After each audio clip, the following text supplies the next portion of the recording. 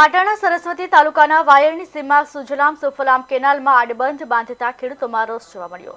આડબંધના કારણે અનેક ખેડૂતોને સિંચાઈના પાણી નહીં મળતા સુજલામ સુફલામ પંથકના ખેડૂતોએ શિહોરી બજારમાં રેલી યોજી મામલતદારને આવેદનપત્ર આપી રજૂઆત કરી।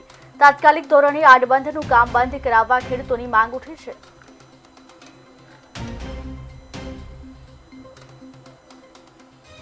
વાયરની અંદર જે આડબંધ બાંધવાનું કામ ચાલુ કરેલું છે એને લીધે છેક થરાદ સુધીના ખેડૂતોને પાણી ના મળે એટલે સરકારશ્રીને કહેવા માંગીએ છીએ કે તાત્કાલિક જે વાયરની અંદર જે આડબંધ બાંધવાનું સુજલામ સુફલામમાં ચાલુ કર્યું છે એને તાત્કાલિક બંધ કરે અને એના અનુસંધાને આવેદનપત્ર મુખ્યમંત્રી સાહેબશ્રીને ઉદયસિંહને આપીએ છીએ।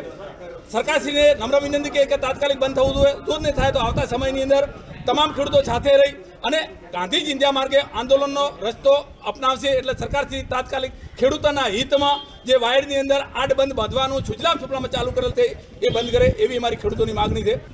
મોદી સાહેબે જે કરોડોના ખર્ચે સુજલામ સુફલામ યોજના પસાર કરી અને ખેડૂતોને મોટી રાહતની એક સુજલામ સુફલામ નહેર કાઢેલી છે, એનાથી ઊંચા આવતા હતા।